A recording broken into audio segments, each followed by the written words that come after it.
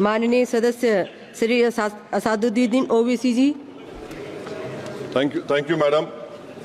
Madam, the Places of Worship Act 1991 Act imposes a non-derogable obligation towards enforcing a commitment to secularism under the Indian Constitution.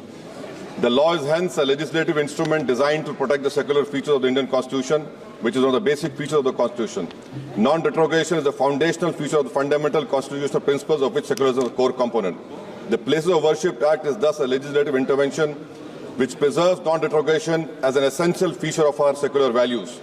Historical wrongs cannot be remedied by people taking the law in their own hands.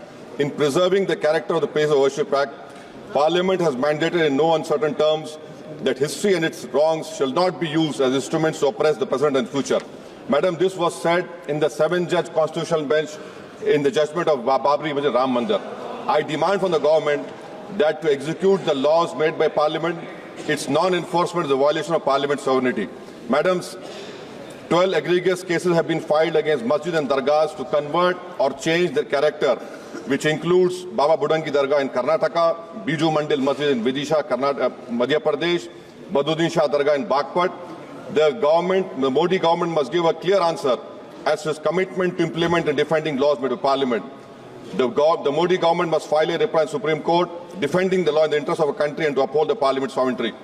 Madam, I demand that this government does not take this country back to the era of 18 and 90s, which was a very dark period in history of our country. कहीं ऐसा ना हो madam कि लम्हों ने खता की, सदियों ने सजा पाई।